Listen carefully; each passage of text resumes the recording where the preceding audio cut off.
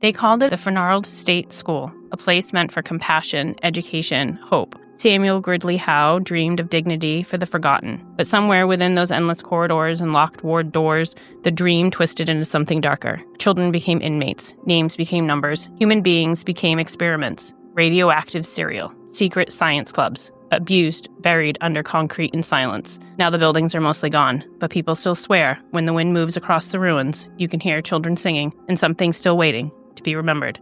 I'm Kathy. I'm Chris. I'm Sean. And this is Weirder After Dark.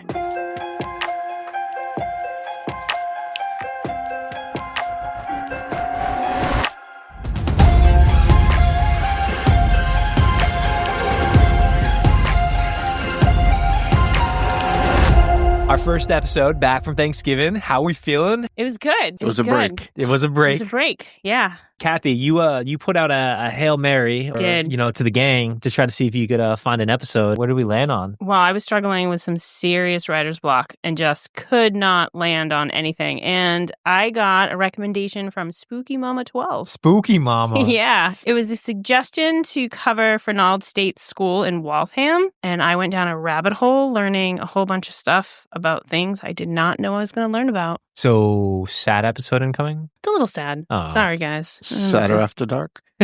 Sorry. But it's some history that I did not know about, and it happened right in our backyard, and it's kind of fucked up. I heard the intro, and that's all I know about the story so far, and I heard radioactive cereal, so you got my attention. Yeah, that happened. That was a thing. That's some unlucky charms. Mm-hmm. I'm going to, since we're back from break, just jump right into it. All okay? right. Let's get after it. All right. The Fernald State School, for those who have heard of it, leaves thoughts of humans being neglected, those in need, being abused, and unknowingly experimented on. But for the institution itself, like most things that started with good intentions, it often leads people to find power, money, then followed by greed, which is when things of nightmares are born.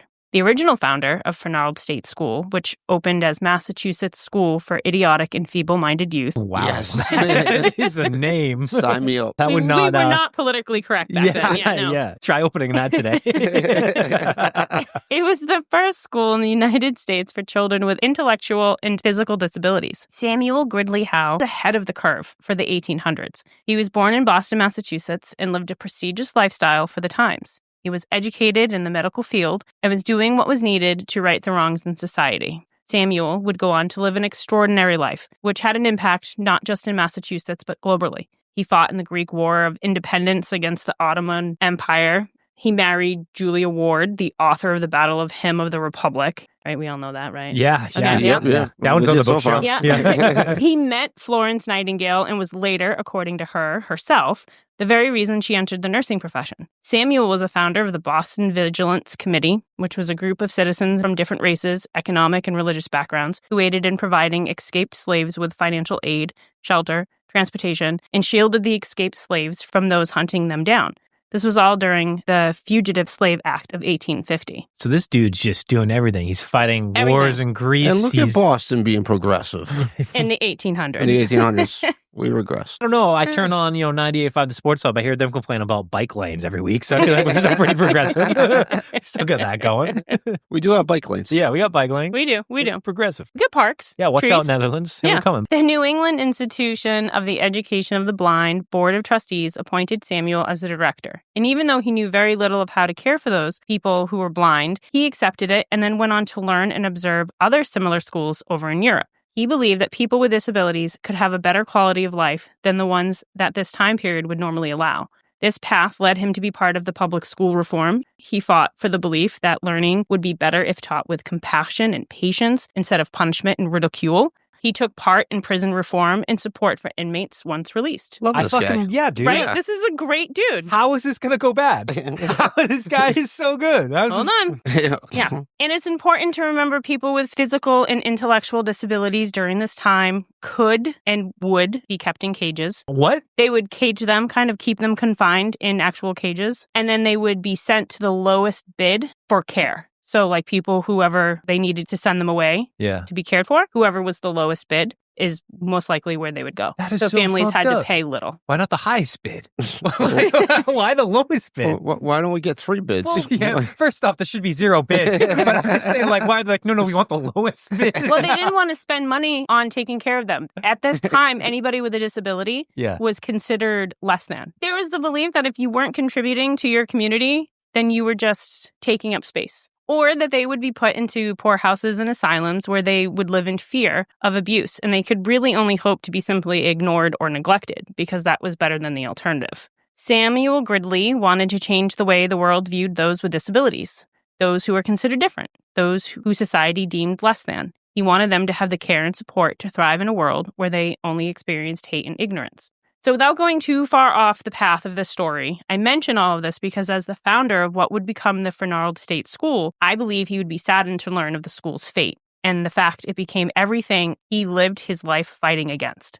Oh, so it wasn't Samuel? It was not Samuel. Oh, thank gosh. Because I was like, I love this guy. He founded it. He started it. Okay. So I felt like we had to tell his story of like why this was created to begin with, right? So the school would continue to grow after Samuel's life. And in 1848, under the direction of Dr. Walter E. Fernald, the school would move to Waltham. It would be here that the facility became fully institutionalized. It was no longer a place where children with disabilities could go to for care, education, or compassion, but more to be sent away to, be abandoned, put away, forgotten. Samuel's belief that there's a space for all of us was lost, and the walls became a prison, a place where abuse was rampant, money was the fuel that kept the lights on, and people's names were forgotten, souls were lost, reduced to merely numbers on a spreadsheet. It was no longer a place of healing, but a way to cleanse society from those who were different. Well, that's 180. God damn. If we want to say that Samuel Gridley Howe was a man of good intentions, trying to do right in the world, then the complete opposite would be said of his predecessor, Dr. Walter Fernald.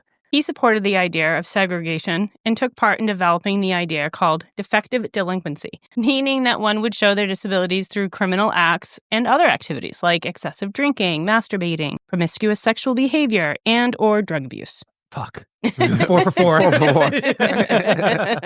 In the early 1800s, life for the average person was difficult. And if families found themselves with maybe one too many mouths to feed, children would be at times left at the school, sometimes more often than not to be forgotten about. The school was leading the way for institutionalization, where patients were being seen as inmates, segregation of women who were deemed less than because they were the cause for the number of people with disabilities being born, and they were a drain on society. Of course, always the woman's fault. I mean, at this point in time, yes. This is a borderline eugenics movement. It really was. Yeah. He was a believer in it. As the school continued to grow, so did the push for eugenics, which Fernald supported and encouraged and surrounded himself with like-minded people. However, for Fernald, seeing the aftermath of isolation and sterilization and the psychological damage it caused to his patients, he began to see things differently. The cure that sterilization was supposed to be, he witnessed as doing more harm. For an example, a woman was sterilized and then abandoned out into the community because this was supposed to cure her ailment. She ended up being repeatedly raped by multiple different people, and this caused an increase in STDs being spread throughout the town. Unfortunately, the damage he caused and helped create already had deep roots, and despite his silent efforts to change the wrongs that he took part in, after his death, the Massachusetts School for Idiotic and Feeble-Minded Youth was renamed the Fernald State School and continued the practices that he did end up trying hard to push back on towards the end of his life. It was a little too late. Over the next couple decades, the funding for the school was non-existent. Properly trained staff were nowhere on site, and there was a side story happening that may seem random, but we do need to discuss because its origins will be forever connected to the Fernald State School. During the late 1940s, there were 2 leading breakfast cereals. There was Quaker Oats and cream of wheat. Cream of wheat? Cream of wheat. Yum. It does sound kind of gross. Yeah. The manufacturers were in a war to win the approval of the American consumers. And since the Department of Agriculture produced its first dietary guidelines in 1943, the cereal brands wanted to have proof that they were the healthier options for consumption. And they were still struggling with the increased advertisements of sugary cereals served with cold milk. Then Quaker Oats had studies that showed high levels of phytate, a naturally occurring silic acid found in plant-based grains that would make it harder for the body to absorb key minerals like iron and calcium. But cream of wheat, which has farina, doesn't have the same effect. But if the war is between cream of wheat and Quaker Oats, I can see why Quaker Oats won. Yeah. Like, by branding alone. As a way to support that Quaker Oats was the healthier option, and to disprove the idea that eating oats would block the absorption of iron, they teamed up with MIT, the state's Atomic Energy Commission, and the Walter E. Fernald School. The Atomic Commission is a weird thing to team up for with this. Yeah. Yep, a little bit. They conducted studies using the children at the Fernald School and radioactive isotopes.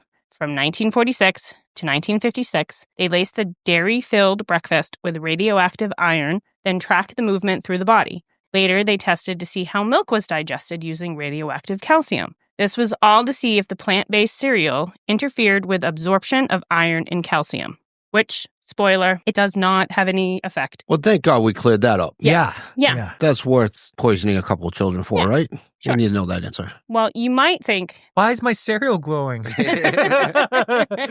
eat it, Charlie. Just keep eating It's the only food you're getting this week. You know that, right?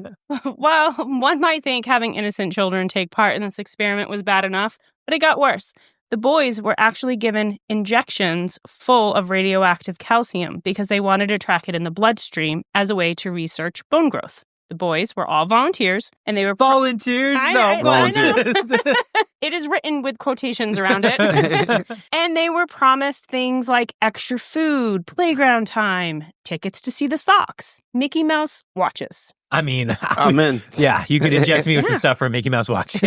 This made them feel special, like they were a part of something. And the children's parents, if contacted at all, were provided a letter which they had to sign in return. In some cases, like that of Austin LaRue, he said he signed his own permission slip. Other than the obvious reason as to why this isn't okay because he was a child, he admitted he didn't know how to read or write. He simply did what he was told. Are these abandoned children with permission slips? They don't have parents, do they? There's one case where someone in the court, when this eventually years later goes to court, they said that they had permission slips. And he said in the court hearing, well, please tell me who signed it because I don't know who my parents are. Oh, my God. This is so fun. Got you. Yeah.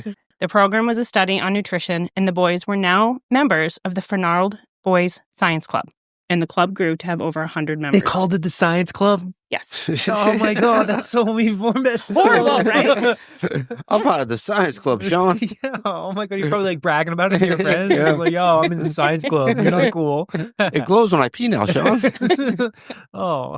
So I have a copy of the actual slip that was supposed to be signed. And I'll read it. But it says, the Massachusetts Institution of Technology and this institution are very much interested in various aspects of nutrition, particularly how the body absorbs various cereals, irons, and vitamins. We are considering the selection of a group of our brighter patients, including, insert child's name, to receive a special diet rich in the above-mentioned substances for a period of time. These studies will cause no discomfort or change in the patient other than a possible improvement. MIT plans to reward patients taking part. Your son has agreed to volunteer because the boys who belong to the science club have many additional privileges. They are taken to baseball games, to the beach, and to some outside dinners, and they will enjoy it greatly.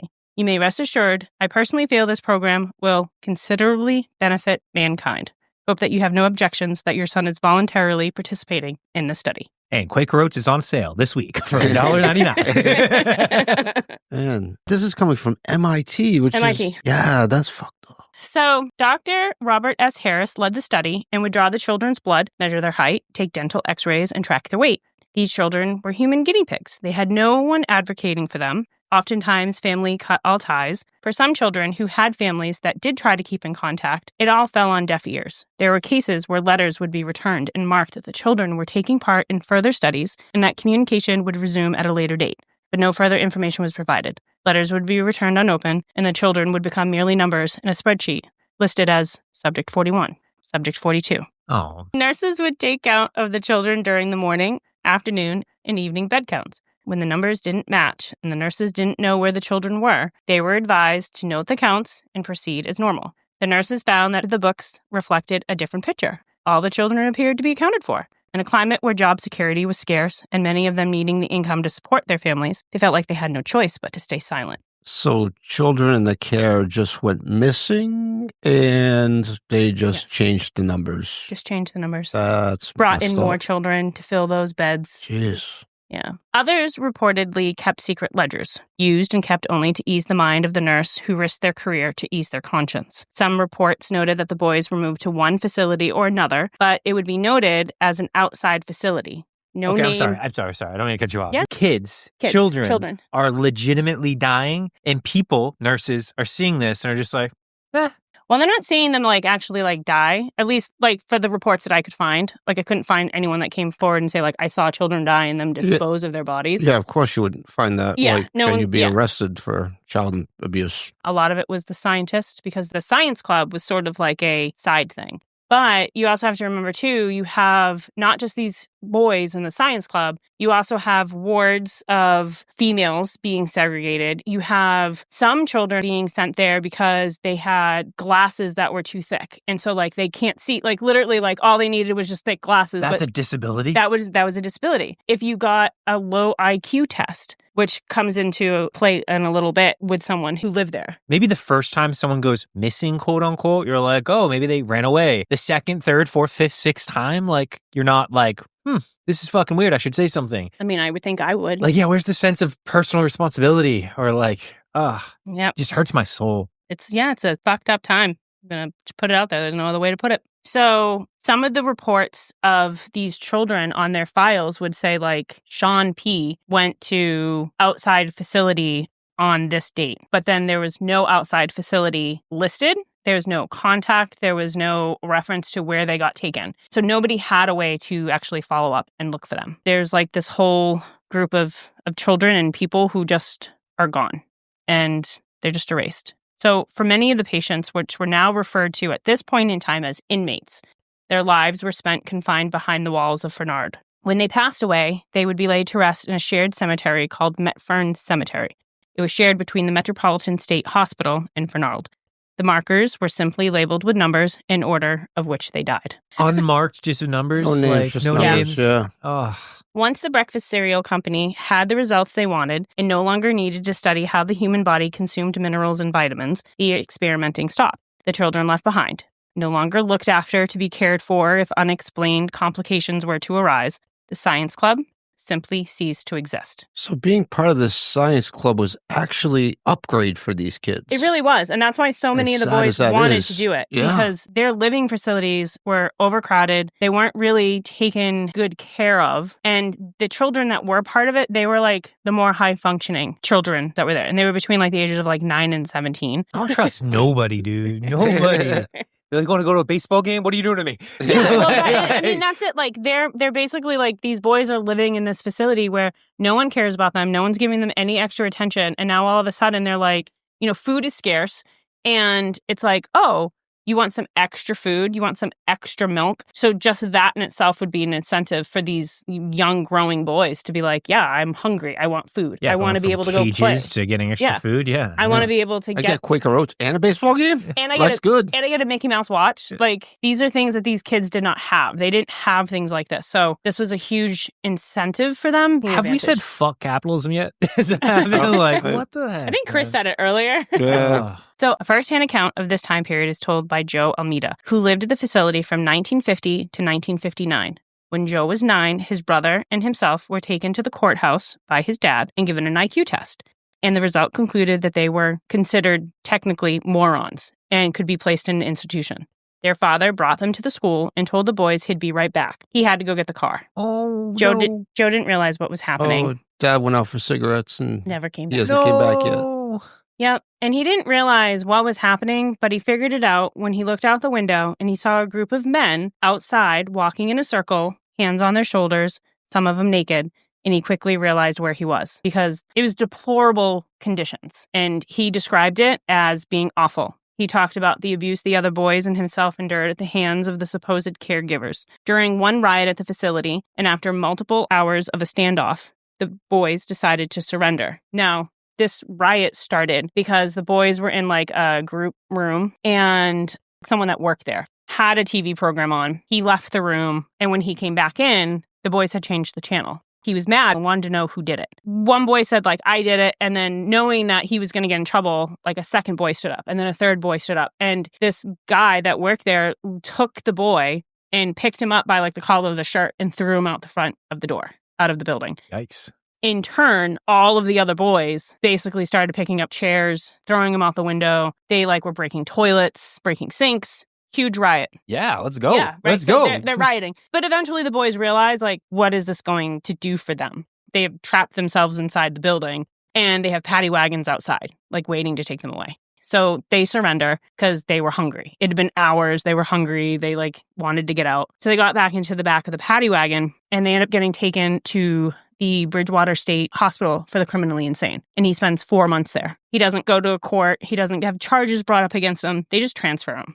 And again, he's under 17 and he's there because he scored low on an IQ test. So sad. So once back at Fernald and a few years passed, he was given a job as a research assistant where his tasks included cleaning test tubes and cutting brains. Literally would cut brains into slices, put them on trays for the scientists to examine. Once the scientists were done performing autopsies on the bodies, Joe would go into the room, bag up the organs for disposal. He'd put them into a bag. He'd put them into a box. He'd bring them down to the infirmary where they would be burned. He had to cut brains? So just 2 nights before Joe's release, he ended up being brought in front of the superintendent for having a fight and then was given an additional 6 months to his sentence. Joe decided he was leaving. There's no way he's spending another 6 months there.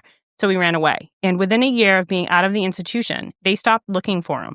And he was basically given a formal release. They simply had too many inmates, in quotations. The facility just had to let go the ones that escaped. This is supposed to be a school. And he's getting an additional 6 month sentence because he got into a fight? Like, that sounds more like a prison than a school. Well, that's why I said, like, at some point, it shifted and it became, instead of protecting people with disabilities from the ridicule and harshness from people who didn't understand, it was a way of segregating them, a way to stop people from breeding more people with disabilities. The thought was that, like, nobody cared for them. They were less than. Yeah. And so they could do whatever they wanted to them. Nobody asked where they were. Some of these families that came forward to sue years later. Bro, some of you these dropped stories, your kid you off dropped and that, abandoned him. Like, exactly. That was exactly what I said. I was kind of like, well, where were you when all of the, like, this abuse was happening to your kid? Like, why did you even leave them there? And if you had to leave them there, why weren't you going in and checking on them all the time? When was this again? What time period are we in? Mid-1950s. This is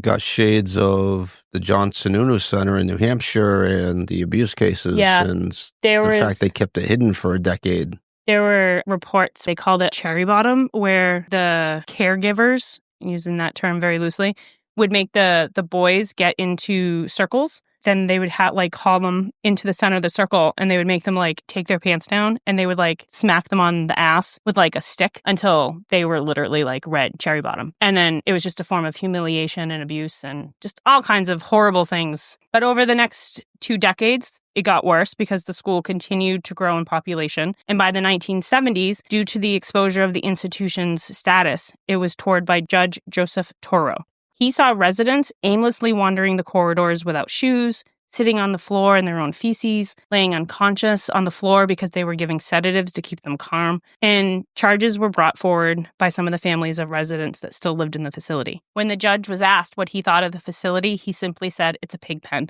The facility was forced to re-examine their practice and begin to work with programs that promoted community living outside the confines of Fernald.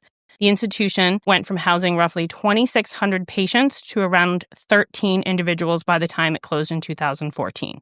2014? Mm-hmm. Now, to be fair, I also did watch videos where they did show patients who needed round-the-clock care, and they did talk to like some of the caregivers and the nurses, and they actually did seem very compassionate. So this is a horrific image, but I do want to say that like towards the end, there were some people that were still there that needed excessive care, that could never live on their own, never be left alone. And they did have caregivers that cared. Yeah, I'm sure in 2014 probably wasn't what was happening in the 50s Exactly. and 70s. Yeah. So it closed in 2014. But for members of the Science Club, they learned of the true story of their time at Fernald by the way of the news. Fred Boyce was driving and turned on his car radio when he heard that the institution had been secretly feeding the children radioactive cereal for testing. To put it mildly, he was shocked. what would the normal response be? You're just driving in your car and you hear that the school that you lived at and the club that you were a part of was secretly feeding you radioactive food. What do you do? Panic attack? Like freak out? Like, yeah, that makes sense. I thought I ate an egg one day and I had a panic attack. So, I mean, that's like, dang. The secret was uncovered by a journalist, Scott Allen, who discovered the files at the facility. His article was printed December 26, 1993, and the news spread like wildfire. For the iron experiment, exposures ranged from 170 millirems to 330 millirems, with an average of 230. For the calcium experience, it was much less, like 12 millirems or less. Now, to put this in perspective, 300 millirems is the same as 30 chest x-rays, and the risk of contracting cancer is 1 in 2,000. But I think the real issue is secretly feeding radioactive isotopes and things like that to track the absorption of vitamins and stuff. Not cool, right? Like, we shouldn't secretly be doing that. Yeah, agreed. But what made it worse was that they were doing it on children. And they're doing it without the children knowing or their families having any idea. It's all bad, but it's even worse when you think that they were using 9 to 17-year-old boys. So a lawsuit was filed. And despite MIT and Quaker Oats ever actually admitting what they did was wrong, in an attempt to avoid a long, drawn-out court battle, they settled for $1.85 million to the boys they experimented on. $1.85 million to MIT and Quaker Oats. That is a very small amount. Yeah, pocket change. Yeah. For how many people? I wonder how many people were on that lawsuit. It's already. I think it was like I want to say 90. So you're getting like 10 grand after lawyer fees and everything. Yeah. I'm sure it's down to 20 grand. Yeah. Well, in 2014, the facility locked the doors in the building and went quiet. Most of it is demolished now, and all that's left is the 120 acres of neglect and vandalism. Teenagers and adults alike go searching for spirits that still claim to reside on the site, and rumors of voices belonging to doctors, the sound of small children singing in rooms once filled with those left and ignored, cries of the help heard off in the distance. Are they still souls left wandering, looking for an escape? Or are they unknowingly still following the same routines instilled into them long ago? That is so sad. Yeah, that is so dark and so messed up. What an interesting story. I know that's kind of weird to say, but like, I know. Who thought this was happening? I never heard of this. This is crazy. If this is happening in Massachusetts, which is a very progressive, well-educated state, what was going on in other states? What was going on in Kentucky? And the thing about Massachusetts is, like, I think the radioactive testing, which is kind of the core, but there's so many other aspects of this particular place, because I kind of wanted to go into like the paranormal and stuff, because there's so many videos and so many stories of people going in and experiencing things, but the real history is just so disturbing. I think that, like, when we forget and we let stories like this go unheard, that's when we're kind of doomed to repeat things, right? Like, maybe not to this extent of testing on people, but we definitely have a tendency to isolate people that are different. There's like probably 2 points there. One, sounds like we have an opportunity to round back eventually and do some ghost stories on this particular spot. I do want to go there. Which would be super cool. And I'm sure the gang would get so pumped. I don't even care if the gang gets pumped. I'm pumped. And then 2, the whole thing about like people getting tested on, like, it wasn't just here. Like, there's that whole, like, the U.S. government gave, like syphilis to African Americans in the South just to find out what it would do to the human beings. They tested LSD on inmates in order to get confessions and to try it out for interrogations in war. They also did radioactive testing on other people. Like, this isn't the only reason. This was like after the Cold War. So they were really into sort of that whole nuclear power and radioactive materials and things like that. Sure. So they were a huge interest in like what exposure to this would do. And there are actually cases where at certain hospitals, pregnant women were being injected without them knowing, and inmates were being tested on. Very dark story. One that we probably should hear. Thank you. Yeah. I know, I'm sorry. No, great research. Dark. Pookie Mama, what the hell? She gave some other suggestions too, which I'm gonna dig into those as well. But hopefully Spooky Mama 12 likes it. So yeah, no, great recommendation, and I can't wait to round back here some of those spooky tales, because whenever you have something that had such amazing intentions, and that's the heartbreaking part of the story, right? Is like out the gate, Samuel was trying to be one hell of a dude and change the way that these individuals with these disabilities were taken care of and looked after, and then it turns into this absolute diabolical situation that's just so sad. And it sucks that can be allowed to happen. Yeah. I hate this because how many times have you heard that story with something starting out with the best of intentions and then becoming about the bottom line or capitalism or making more money for the shareholders? Or pushing your own personal beliefs or agendas just onto others. Well, Kathy, again, thank you so much for diving into this story and sharing it with us here today. And gang, we hope that you enjoyed it as well too. And if you did, make sure that you head over to our Instagram, that is at Weirder After Dark, where Kathy will be going ahead and posting some images that are going to support the research and the story here today. We are always on the lookout for your weird New England stories. So have you had a bowl of radioactive Quaker oats? Have you waken up at 4 a.m. and looked down and goes, why is it glowing?